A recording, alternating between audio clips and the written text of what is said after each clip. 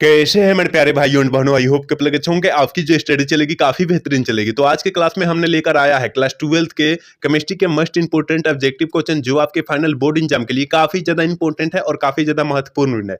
तो आपको जो है ना एक भी क्वेश्चन को नजरअंदाज नहीं करना है और सारे क्वेश्चन को काफी अच्छे तरीका से काफी बेहतर तरीका से देखना है, ठीक है ना। मान लीजिए कोई क्वेश्चन को छोड़ रहे हैं, वही क्वेश्चन आ गया तो क्या करेंगे, इसलिए आपको जो है कोई क्वेश्चन को छोड़ना नहीं है, ठीक है ना। अभी तक हमारे क्लास को लाइक नहीं किया और चैनल को सब्सक्राइब नहीं किया तो सारे बच्चे एक बार क्लास को लाइक कर देंगे और चैनल को सब्सक्राइब कर लेंगे, ठीक है ना। हम अपने क्वेश्चन की तरफ बात कर रहे हैं। देखिए ये क्वेश्चन नंबर 1 क्या कर रहा है, कह रहा है ना एक्स में उपस्थित अशुद्धियों को क्या कहते हैं। पूरा बबुआ टाइप क्वेश्चन है, याद रखिएगा। और पूरा बबुआ वाला क्वेश्चन और काफी बार आपके फाइनल बोर्ड परीक्षा में प्रश्न पूछा भी हुआ है, ठीक है ना। तो एक्स में उपस्थित अशुद्धियों को हम लोग क्या कहते हैं, गैंग कहते हैं, याद रखिएगा। ऑप्शन बी वाला सही हो जाएगा और कम समय में हम लोग खत्म कर देंगे सारे क्वेश्चन को, ठीक है।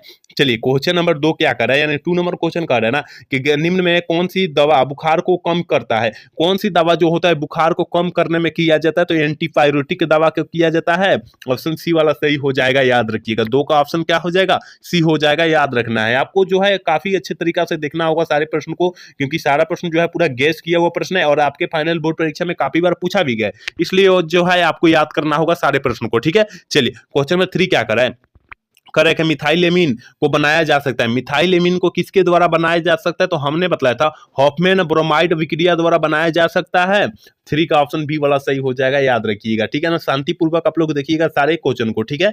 चलिए क्वेश्चन नंबर 4 क्या करें, एल्किल हैलाइड को एल्कोहल में बदला जा सकता है। एल्किल हैलाइड को एल्कोहल में कैसे हम लोग बदल सकते हैं, ये तो काफी आसान तरीका से हम लोग बदल सकते हैं, याद रखिएगा। आपके पास कहाँ होना चाहिए, पहले विस्थापन अभिक्रिया द्वारा बदला जा सकता है, याद रखिएगा आप लोग, ठीक है। चलिए 4 का ऑप्शन बी हो जाएगा, याद रखिएगा ना। चलिए क्वेश्चन नंबर 5 क्या कर रहा है, देखिए 5 नंबर क्वेश्चन कर रहा है ना मेरे भाई। देखिए यहाँ थोड़ी सी जूमिंग पावर कम करेंगे, कह रहा है ना, कह रहा है निम्नलिखित में से किसके लिए हिमांक का अवनमन अधिक होगा। किसके लिए जो होता है हिमांक का अवनमन अधिक होता है, K4SO4, याद रखिएगा। ऑप्शन ए वाला सही हो जाएगा, क्योंकि यहाँ ये तो प्रश्न हमने काफी बार बतलाया है, आपको याद रखना है, ठीक है। चलिए क्वेश्चन नंबर 6 क्या कर रहा है, NiCO4 होल 4 के निकेल का ऑक्सीकरण अवस्था क्या हो जाएगा। देखिए निकेल कह देगा ना, जहां निकेल कह दिया उसका जो ऑक्सीजन अवस्था है, कुछ भी मुक्त अवस्था है, कुछ भी है, उसका मान जो हो जाएगा शून्य हो जाएगा, यानी 0 हो जाएगा, याद रखिएगा आप लोग, ठीक है ना। इतना बस याद करना है, निकेल आना चाहिए, ठीक है। ऑप्शन शून्य हो जाएगा, याद रखिएगा, ठीक है।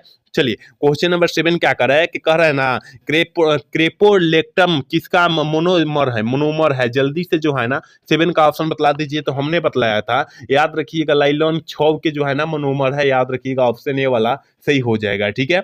चलिए क्वेश्चन नंबर 8 क्या कर रहा है, 8 नंबर क्वेश्चन देखिए यहाँ पर है और कह रहा है ना, कह रहा है कि प्रथम कोटि की अभिक्रिया के लिए वेग स्थिरांक की इकाई होती है। और ये फाइनल बोर्ड परीक्षा 2025 के लिए काफी ज्यादा खास है और काफी ज्यादा इंपॉर्टेंट भी है, इसलिए आपको याद रखने की जरूरत भी है, ठीक है ना। प्रथम कोटि की अभिक्रिया पूछा जा रहा है, याद रखिएगा, टाइम इनवर्स होता है या समय इनवर्स होता है। ऑप्शन ए वाला सही हो जाएगा, ठीक है ना। सेकंड इनवर्स भी दिया रहता है, घबराना नहीं है आपको, ठीक है।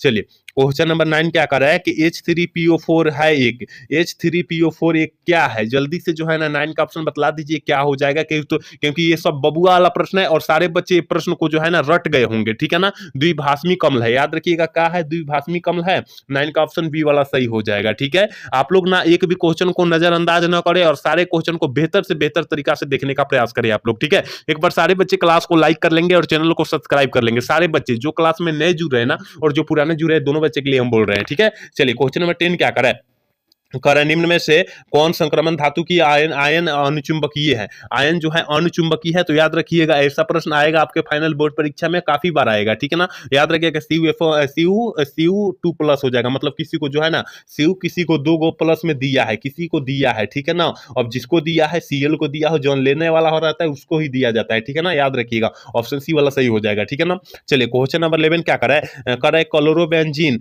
मतलब कहने का मतलब DDT देता है। क्लोरोबेंजीन DDT देता है, वह है अभिक्रिया करता है, वह किसके साथ अभिक्रिया कर लेगा, दे देगा, डीडीटी दे देगा और किसके साथ अभिक्रिया कर लेगा, तो याद रखिएगा 11 का जो ऑप्शन हो जाएगा बी हो जाएगा, ठीक है ना। ऑप्शन बी वाला टिक कर देंगे, याद रखिएगा आप लोग। चलिए क्वेश्चन नंबर 12 क्या करें, फैराडे का विद्युत विच्छेदन का द्वितीय नियम संबंधित होता है, मतलब कहने का मतलब है फैराडे का द्वितीय नियम जो होता है, विद्युत विच्छेदन का द्वितीय नियम हो जाता है, वो किससे जो होता है वो संबंधित होता है, मतलब जुड़ा रहता है, तो याद रखिएगा 12 का ऑप्शन मेरे भाई बी वाला सही कर देगा। विद्युत अपघटन के समतुल्य भार से वो जुड़ा रहता है और आपके फाइनल बोर्ड परीक्षा 2023 में पूछा भी है, याद रखिएगा, ठीक है। चलिए क्वेश्चन नंबर 13 क्या कह रहा है, कह रहा है निम्न में से कौन एक प्रथम संक्रमण श्रेणी का तत्व नहीं है। कह रहा है कि एक प्रथम संक्रमण श्रेणी का तत्व नहीं है, ठीक है ना। हमने बताया था मैग्नीशियम, तो मैग्नीशियम कहाँ दिया है, याद रखिएगा ऑप्शन सी हो जाएगा, ठीक है ना। Mg, याद रखिएगा संकेत Mg होता है।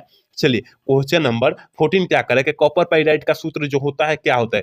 कॉपर पाइराइड का सूत्र जो होता है CuFeS2 होता है, याद रखिएगा ऑप्शन बी वाला सही कर देंगे, ठीक है ना। और बहुत ही महत्वपूर्ण है और आपके फाइनल बोर्ड परीक्षा में सारा प्रश्न जो है ना मेरे भाई पूछा हुआ है, इसलिए आपको जो है ना इन सारे प्रश्नों को बेहतर से बेहतर तरीका से बेहतर कंडीशन से आपको रट जाना है प्रश्न को, ठीक है ना। क्योंकि एक माह है परीक्षा के, आपके परीक्षा में मात्र एक माह है और एक माह में जितना आप मेहनत करना चाहते हैं कर लीजिए, ठीक है ना। चलिए क्वेश्चन नंबर 15 क्या कर रहा है, निम्नलिखित में से कौन सा अनुसंक गुणधर्म का उदाहरण नहीं है। जो कौन है अनुसंक गुणधर्म का उदाहरण नहीं है, तो याद रखिएगा प्रकाशीय क्रियाशीलता जो है अनुसंक गुणधर्म का उदाहरण नहीं है, ऑप्शन बी वाला सही कर देंगे 15 का। चलिए 16 नंबर क्वेश्चन क्या कर रहा है, ग्लूकोज में कराइल कार्बन की संख्या होती है। कराइल कार्बन की संख्या जो होती है कितनी होती है, क्या कर रहा है ग्लूकोज में कह रहा है, तो ये तो हमने बतलाया था 2 से 3 दिन पहले क्लास हुआ था, उसमें हमने बतलाया था एक क्वेश्चन को, ठीक है ना। याद रखिएगा 4 होता है यानी 4 होता है, याद रखिएगा ऑप्शन ए वाला सही होगा, है ना।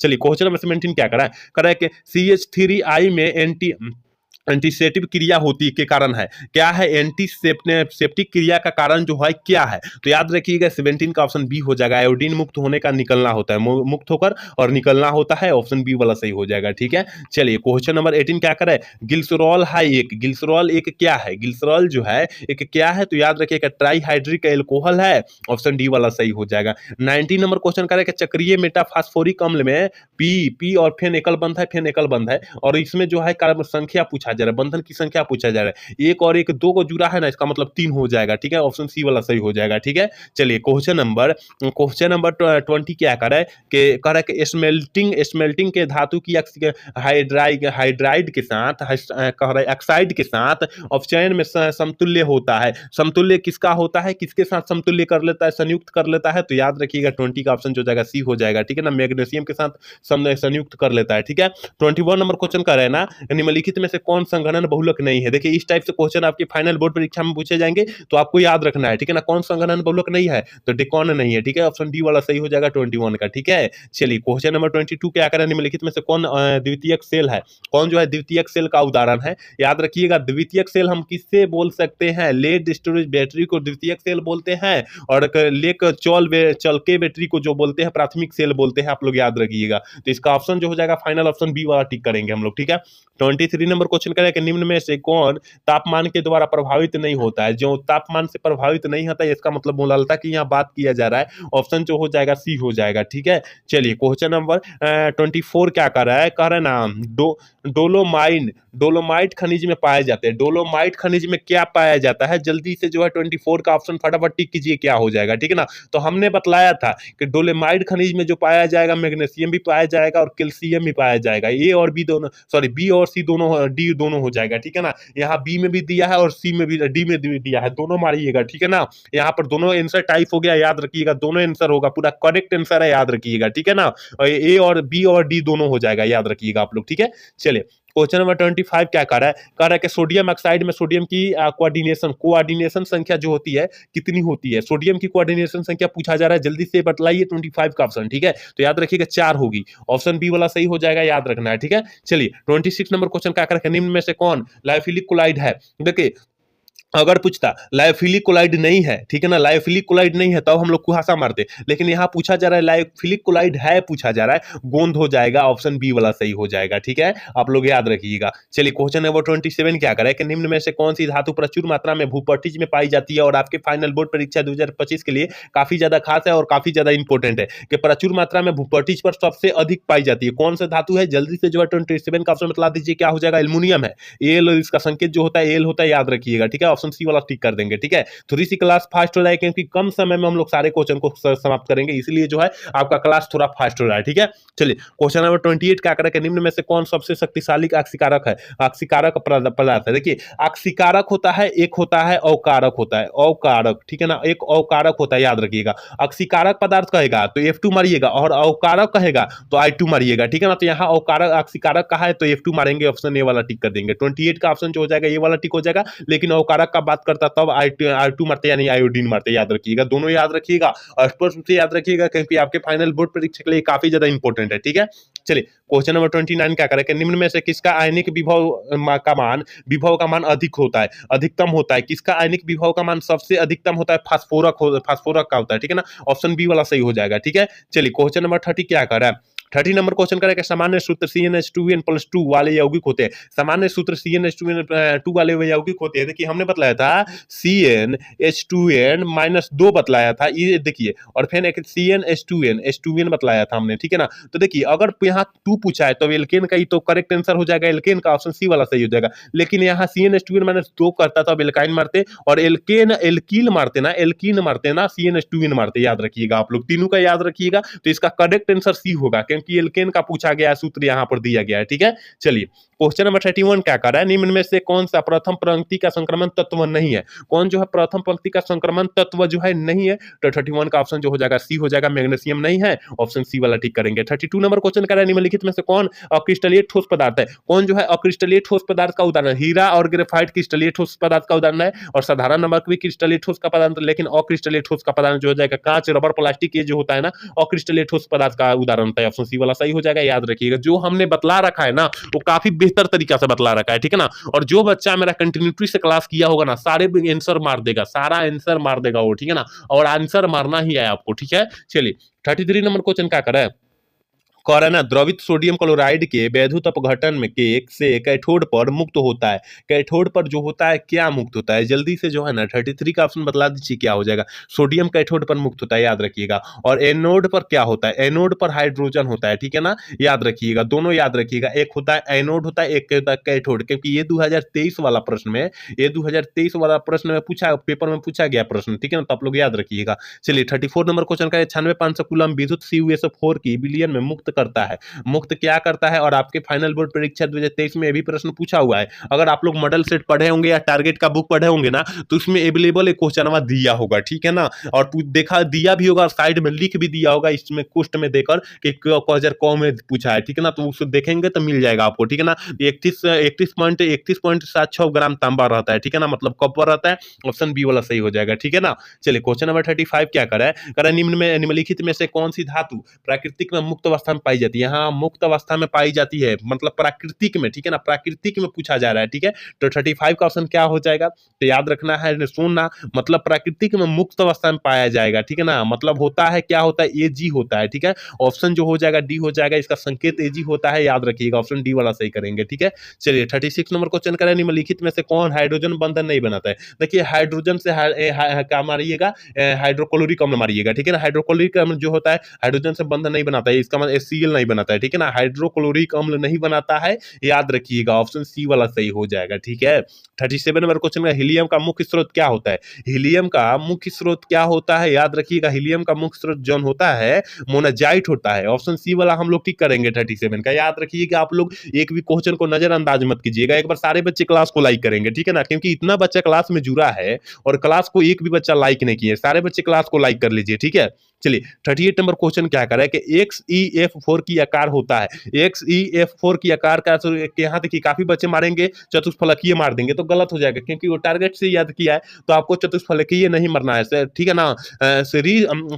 वायर मरना है, प्लेनर मरना है। ठीक है ना, ऑप्शन बी वाला सही करना है, प्लेनर मार देना है, याद रखिएगा। चलिए क्वेश्चन नंबर 39 क्या कर रहा है, किसी अभिक्रिया का वेग नियम निम्नलिखित प्रकार से निम्नांकित प्रकार से व्यक्त होता है, वेग स्थिरांक कितना दिया है। ठीक है ना, k² b, तो इस अभिक्रिया की कोटि कितना है। हमने एक क्वेश्चन बतलाया था कि देखिए अगर इस टाइप से क्वेश्चन होगा ना, इस टाइप से क्वेश्चन होगा तो उसके पावर वालों को जोड़ देंगे, तो ए के पावर 2 है और बी के पावर कुछ नहीं है, तो इसका मतलब 1 है, इसका मतलब दोनों का जोड़ देंगे 3 आ जाएगा। हमें इस टाइप से क्वेश्चन को बतलाया था। ठीक है ना, और इसलिए ऑप्शन जो हो जाएगा बी हो जाएगा, याद रखिएगा। चलिए क्वेश्चन नंबर 14 क्या कर रहा है, कह रहा है ना निम्नलिखित में कौन धातु साधारण ताप पर द्रव अवस्था में होता है, कौन सी धातु जो साधारण ताप पर द्रव अवस्था में पाया जाता है, तो याद रखिएगा Hg मतलब क्या होता है, पारा होता है, इसका संकेत जो होता है Hg होता है, ऑप्शन बी वाला सही हो जाएगा। देख लीजिए पूरा डिफिनिट कर करके बतला रहे हैं। ठीक है ना, आप लोग इस क्वेश्चन को समझने का प्रयास करें। ठीक है, चलिए क्वेश्चन नंबर 41 क्या कर रहा है,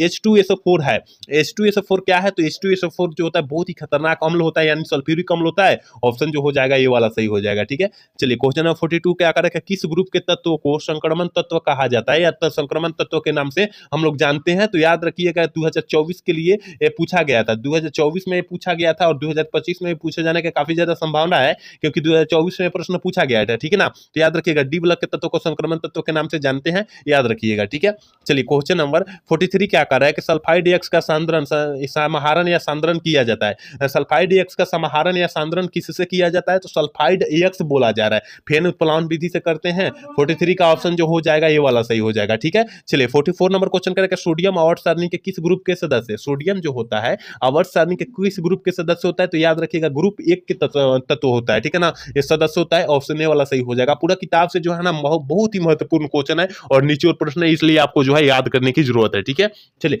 45 नंबर क्वेश्चन क्या करे कि एल्युमिनियम का अयस्क है, एल्युमिनियम का अयस्क क्या होता है, देखिए एल्युमिनियम का अयस्क जो होता है बक्साइट होता है, याद रखिएगा। ठीक है, ऑप्शन ए वाला सही हो जाएगा। ठीक है ना, चलिए क्वेश्चन नंबर 46 क्या कह रहा है कि अवाचीन आवर्त सारणी किसने बनाया था। यहाँ सारे बच्चे गलत करेंगे, हम जानते हैं सारे बच्चे गलत करेंगे कि अवाचीन आवर्त सारणी किसने बनाया था, कौन से वैज्ञानिक बनाए थे। तो हमने बतलाया था, डोबनेर साहब भी नहीं बनाए थे, याद रखिएगा, मेडलिफ ने नहीं बनाया था, मेंडल भी नहीं, मतलब इसका मतलब ऑप्शन डी हो जाएगा। तो किसी न किसी ने बनाया होगा। तो हमने बतलाया था एक क्लास में कि मोसले साहब ने बनाए थे। ठीक है ना, कि अवाचीन जो आवर्त सारणी बनाए थे ना मोसले साहब बनाए थे, आप लोग याद रखिएगा। ठीक है ना, तो इसका ऑप्शन डी वाला हो जाएगा, क्योंकि इनमें कोई भी ऑप्शन में नहीं दिया है। ठीक है, चलिए 47 नंबर क्वेश्चन क्या कर रहा है, कह रहा है ना निम्न में से कौन क्षारीय भूमिज तत्व, कौन जो है क्षारीय भूमिज तत्व का उदाहरण है। ठीक है ना, तो 47 का ऑप्शन बी हो जाएगा, सोडियम है। ठीक है ना, और सोडियम का संकेत जो होता है Na होता है, याद रखिएगा। चलिए क्वेश्चन नंबर 48 क्या कर रहा है कि सामान्य ताप एवं दाब पर किसी गैस के लिए एक मोल का आयतन होता है, एक गैस मतलब एक मोल का